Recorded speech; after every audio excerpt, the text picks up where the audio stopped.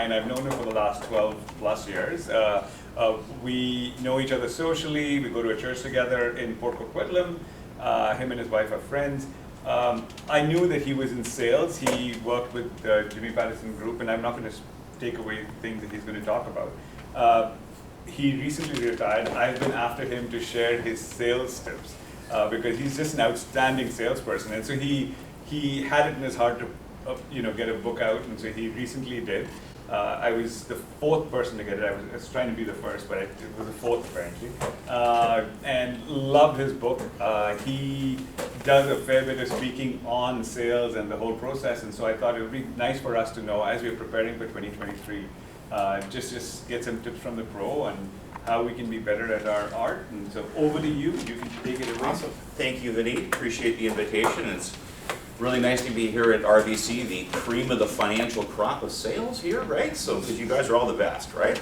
Yes, absolutely. I understand you guys are going dragon boat racing this afternoon. Is that correct? Okay, so Not racing. just on a dragon boat. We're hoping in the boat. No. Okay, so I think that's great. I have never been on a dragon boat. However, I have been on a tandem kayak once with my wife in a Soyuz. Don't do what I did. So we launched, my wife thought it'd be a great idea if we did that, and I agreed. So we got in this kayak at the hotel on the wharf.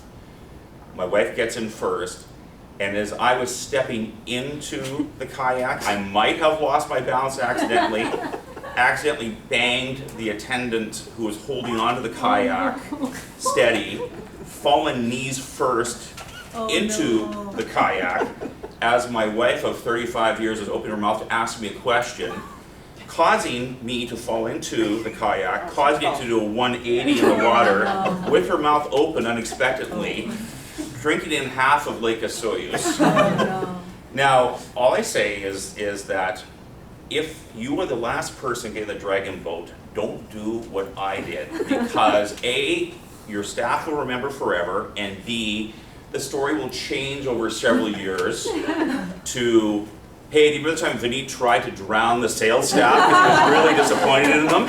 Okay, so don't be that person, Vineet, or any of you guys, because it'll make for great stories. Hey, listen, I appreciate you guys having me out. Yeah, I know this is only a brief, little mini boot camp here, so I just want to have some fun with you guys, hopefully share some things that each of you can take one nugget out. As Vineet shared, I spent the majority of my sales career with the Jim Hassan Group of companies in broadcasting with JR Country and 102.7 The Peak, which is now 102.7 Now FM.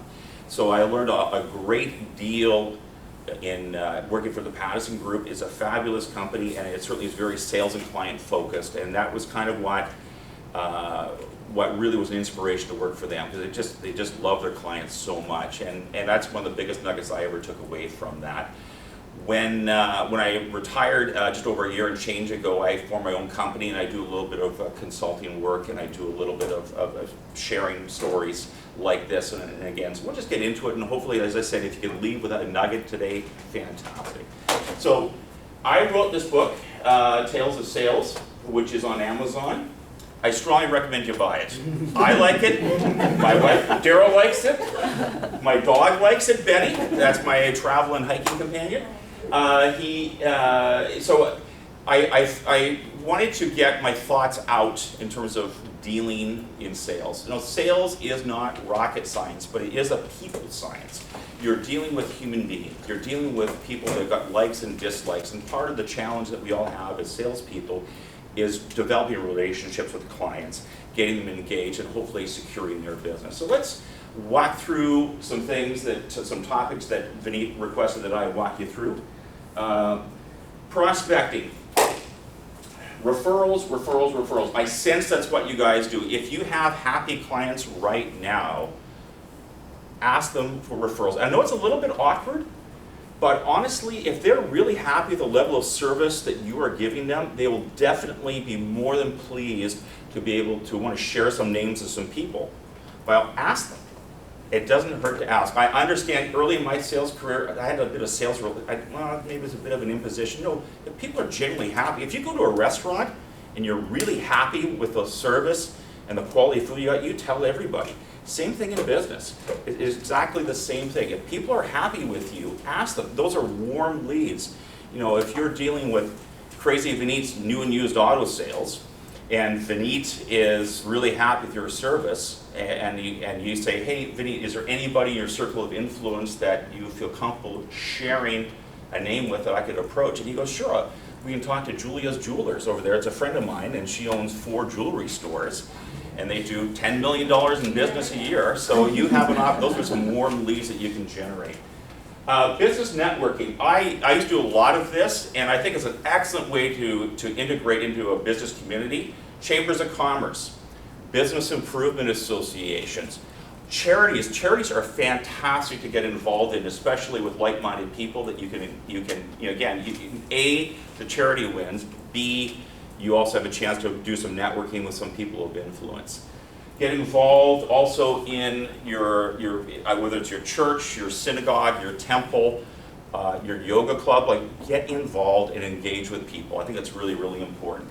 LinkedIn's an obvious one. I would think most people have LinkedIn accounts. I certainly have for years, and I have gotten probably 10 to 15 to 20% of my business from LinkedIn. Again, just working the system to, again, connect with people and try to introduce myself and be able to grow some business that way.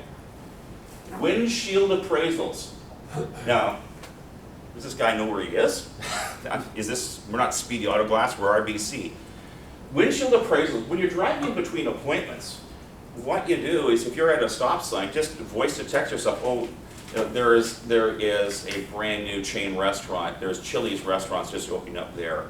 You know, it's a great way to, again, when you're driving, I'm not saying text and drive, I'm saying voice to text, make sure that you're aware of exactly what's around you. It's just a great way to pick up some leads. And your next door neighbor. Of your current client you're meeting with, not necessarily the guy next door that doesn't cut his lawn, unless he's an eccentric millionaire and owns a bunch of businesses. But again, if you're in a business meeting with somebody and you happen to be in a strip mall or in a commercial and enterprise center, look around, get some names, make some calls. I find that a fabulous way to generate some additional leads, again, because it's a potential warm client, because he might know the individual who owns the business you're dealing with. So it's a fabulous way to generate extra contacts. Never assume anything. Has anybody called on Fraser Valley Equipment on 72nd Avenue in Surrey? There we go. All right. So, for years, I drove by Fraser Valley Equipment. I would look over and I would see 6 lawnmowers there, a couple of ladders, and when they don't have the budget to advertise with. I assumed that incorrectly. Until a client of mine said to me, have you ever talked to Terry and John Dunn at Fraser Valley Equipment?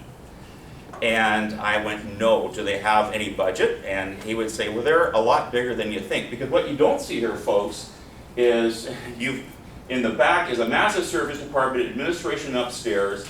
They have got a well-stocked inventory in the back, and they have contracts with the city of Surrey to supply, and the city of Vancouver to supply all of their mowers, their snow blowers, their de-icers. They're worth millions. They're a multi-million-dollar company, and much bigger than you think. So you can't assume anything. You know, I usually would look at smaller businesses and think there's not much there. This was a classic case of I assumed that and I was incorrect. Thankfully, I did go in, and for many, many years after that, they were a huge client of mine, one of my largest clients I ever had, because they were very aggressive in the marketplace. I assumed that they didn't. I was wrong, I admit it, but they were very, very successful and became a huge client of mine. Panago Pizza. This is a big mistake I made. Again, under the word of don't assume anything. Panago Pizza started in Abbotsford, and I was a 21-year-old rep in the radio station in Abbotsford, my first job. They were started off as Panagopolis 2-for-1 pizza. And in the mid-'80s, all pizzas were $20. It just, and price seemingly hasn't changed, maybe a little more so recently, but around $20 was a pizza.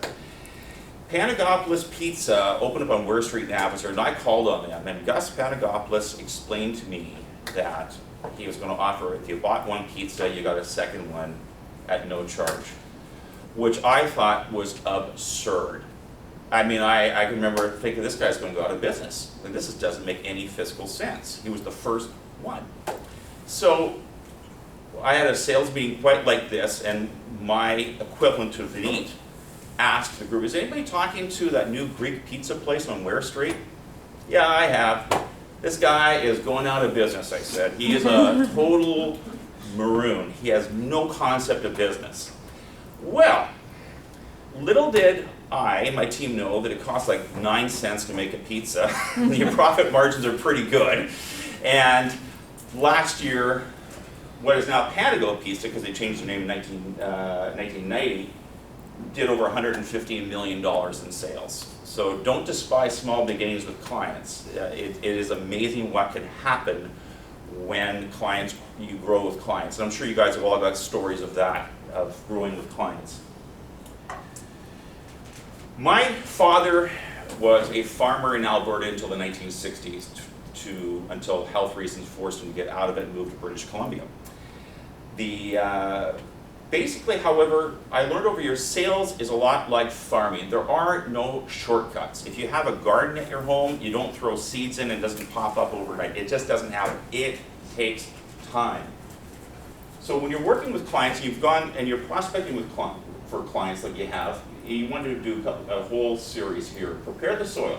So you prospect and you make contact. You seed the soil. You have a business-focused meeting. You water the soil. Afterwards, you send articles that are relevant to that individual's business, data that sort of supports what you guys do, and then success stories. Out of curiosity, do you guys do testimonial letters from happy clients? Because certainly in our industry we would do that. Do you guys do that? In our business, we tend not to mention client names because the sensitivity, but I don't know if anyone does. In the group business, group advantage, we had done that a fair bit. Yeah. Because in the insurance world, it's a little more common. So. Correct. Yeah. So I depending on sensitivities, I mean, I'm a big proponent of that because we used to have a whole stack that we could email the PDFs up to clients of, well, who uses you, and if we could send over 10, 20 names of clients they were happy with. It doesn't have to be their industry, but it can certainly be, relevant businesses to their area. Protect the crop. Now, once you've gotten in there, there's a chance before you've closed your deal, there's a good chance that they might say, well, maybe I should shop around. Maybe I should phone Scotiabank or Van City and see how they compare. So you want to make sure you're seen as invaluable. So you don't want your competition, the vermin from Van City or the slackers from Scotiabank, to start eating your prospect before it's developed. Then you want to harvest the crop, which is just a natural progression of closing the business. And protect the soil. With follow-up and strong after-sales service to ensure the crop reproduces. So be different. If you don't, do handwritten notes. I mean, a lot of us get mail from clients or business we've done business with. You get the form letter. I think it'd be great if you're not doing it already, if you send a handwritten note out to your client, just, dear Brian, thank you very much for the business. I look forward to serving you. Have an amazing day, and I appreciate the loyalty you've shown RBC. Just a handwritten note, even if it's in your company letterhead, that just means so much because it just shows you're being a little bit different. If you're in the area of the client, swing by Tim Hortons and get a box of donuts and drop off some coffees. Doesn't cost a whole lot. I'm sure Vinny will pick up the tab for that, right? So do that. Unless, of course, the client's Weight Watchers, then maybe not the Tim Hortons, maybe get some celery stalks or something like that. But again, just be a little bit different, and then repeat the process. Like, it's just a matter of really year after year after year developing your farmland, your crops. Total team involvement. At the Jim Passing Group, that was something that all divisions talked about, having everybody involved in the process to secure a client. Now, every industry is different, but in the broadcast industry, if we were sitting down with a client, we would have, obviously, the salespeople, frequently somebody like the equivalent of a Vinny, a manager. We'd also have our the people that wrote the commercials or did the digital layout. We would have the writer or the producers that would put the ads together, and actually the voice talent. We would sit down with the clients so they could see there was a whole team that was interested in their business. Now it's a little bit different in your industry, however, but bring private bankers, bring the mortgage specialists, the wealth managers, the leasing specialists. You're with the client and maybe he's looking at opening up another location or two. This puts you in contact, them in contact with the strength of your organization. And I think what that does really show is that you offer a multitude of options for all their financial needs. That is a multi-pronged attack that can really dig deep into the client's business and makes you seem as invaluable. And on that front, make allies with people in each department. Offer them leads and ask for them. Everyone wins, especially the client. You work in tandem with other departments. We did that with my sales assistant was, it's slightly different, but to this day, she's no longer with the company, but she works for different organizations. She would send me leads. So stay in touch with people, be connected, and make sure that you work all the processes to be able to, again, show your clients how valuable RBC is as a client, as a supplier. Bear in mind, you can do all those things I've outlined, and some people just don't want to do business with you. Randy Hanako, who's a sales trainer, has got this great line. He goes, some will, some won't, so what? Move on to the next. You just want to make sure that you've exhausted every opportunity to do business with the client. Some people just, it doesn't matter, they're happy with their supplier. It's hard to move them. Put them on the back burner, and at some point, maybe you just let them go. But there is the reality that you're not going to be able to close all the businesses. But as Wayne Gretzky said, you miss 100% of all the shots you don't take. Michael Scott. That was also Michael Scott from The Office. Thank you. I am a big Office. I think, ladies and gentlemen, have fun. We're in sales. We're not saving lives. We're not. It's what you do is important to your families, it's important to you as individuals. But again, let's keep things in perspective. Embrace the challenge. Every day is a new opportunity, a new palette to paint with. Enjoy the challenge to meet new people and help grow. Accept defeats graciously and celebrate victories with measured joy. Now, I am the youngest in my family, and I don't know about you, but I hated losing. I might have been sent to bed early for flipping over a few game boards of Monopoly because I was losing, and I hated losing. When I first got into sales, and I'm 20 years old in Abbotsford in 1984, working for a small broadcast group, if a client said no, I would slam down the phone and mutter under my breath and get really upset. However, if I got the go-ahead to book the business, I would slam down the phone and scream and yell and just do a happy dance, which is not the most professional thing to do in an open sales concept when other people are on the phone. But so again, with measured success, with tempered success, enjoy the sale. Embrace each new day as a chance to have a positive impact on somebody. Man, just making connections with people on LinkedIn, you don't know where that's going to go down the road. You don't know how that cold call where you walk into a retail store is going to go. At some point, that individual could very well remember you. I remember, I'll give you an example. In about early 2000s, I was calling a large advertising agency called Wasserman and Associates. One of the main clients was White Spot Restaurants, of which we had gotten no business from for a number of years. Their new individual answering the phones at reception was a lovely young woman, and she had single moms. It turned out 2 kids. She loved country music. So her and I would talk about country music when I came in to do a call on her boss. So we developed a real, positive, friendly relationship. Her boss ended up calling me about a year later. We still hadn't gotten business from White Spot. Said, hey, there's that big Merritt Mountain Country Music Festival. Samantha really wants to go to that. She can't afford it. Can you help me out? They were clients of ours, the music festival. So I went to my boss, who was not too excited about us giving valuable tickets to a client that wasn't spending any money.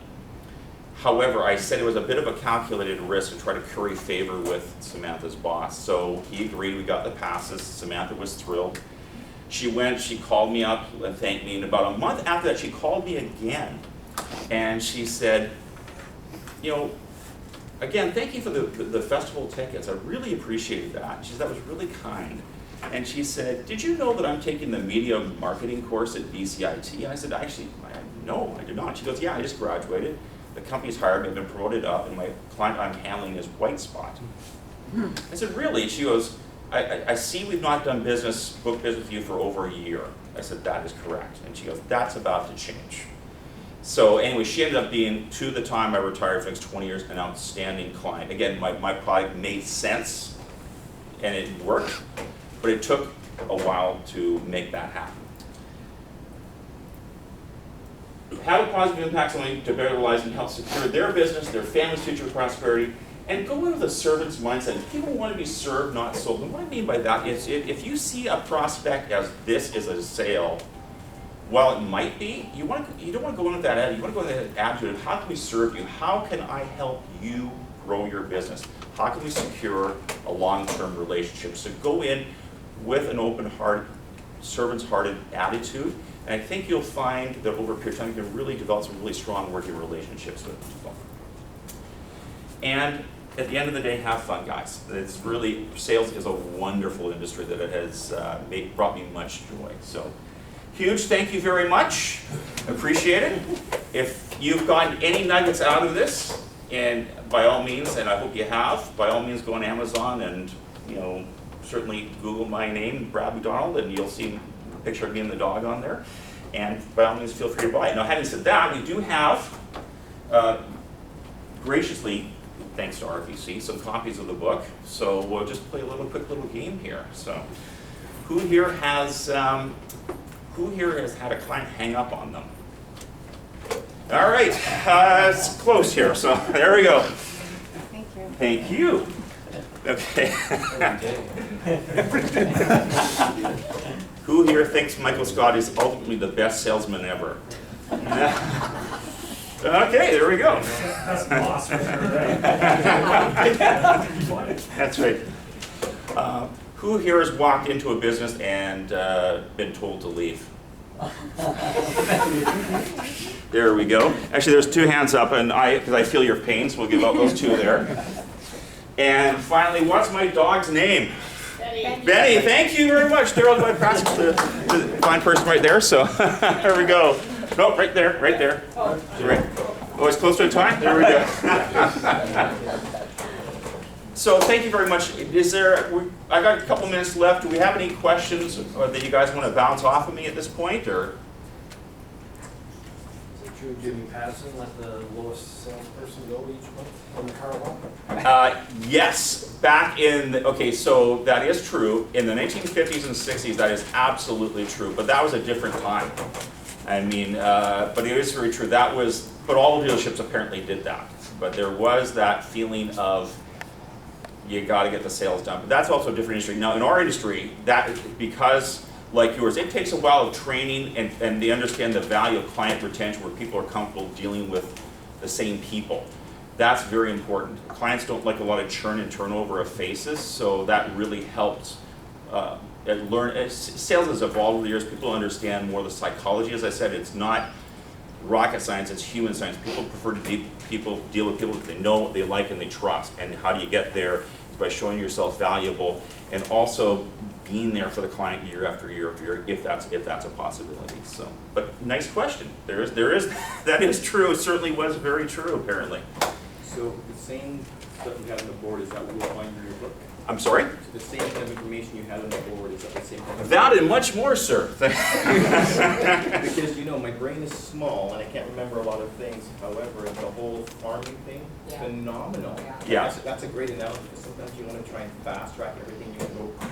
There's no shortcuts. You can't. Yeah. You can't. If you're a farmer, or even if you've got a backyard garden, you can't throw the seed, throw some water on it, and wonder why the next day there is no corn or tomatoes in your backyard. It doesn't work that way. It takes a while. You have to make sure that your soil, your farmland, is properly maintained and taken care of. You have to make sure that there isn't the vermin, the pestilence, the weeds. You have to make sure it's irrigated. You have to make sure that it's fertilized properly. It is a process, and it's the same thing. And thank you. Same for so in sales, and yes, it is in there. So. Brain's small, but I can understand that. Oh, good. Thank you. The best of us, Mr. Graham over there, much as he might say otherwise, he does exactly that, because he's always following all the steps, and he gets the results. Right, and that's how it works, right? It works. Absolutely. Good stuff.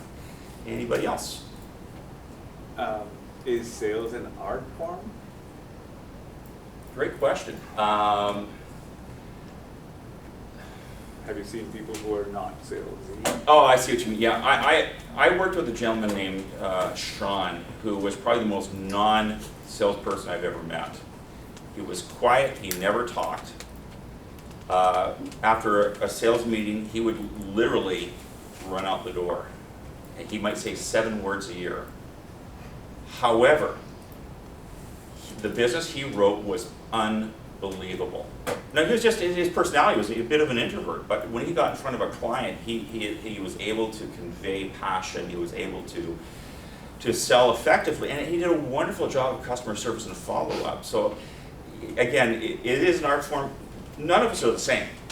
All of us are uniquely wired individuals that have been created, and our clients are also uniquely wired individuals that are uniquely created. And I think that's the main thing, is you have to just be yourself, be authentic. Authenticity, clients appreciate authenticity more than anything else. Like, you know, if you're an introvert, you can't try to force yourself to be an extrovert. I mean, that's just not you. Like, just be yourself. You know, be professional, be polite, be kind, be courteous, and be professional. And just make sure that you deliver the information the client wants when they want it. All right. Anybody else here, guys? We're good? Awesome, good. Thank you very, very much. I really appreciate it. I'd like to have a group photo shot with all you guys up here at the front real quick. So if we can stand up here for our smile.